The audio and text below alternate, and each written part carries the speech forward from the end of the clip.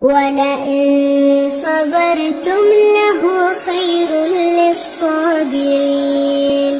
واصبر وما صبرك إلا بالله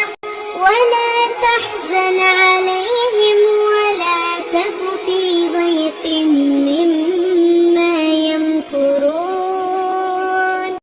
إن الله مع الذين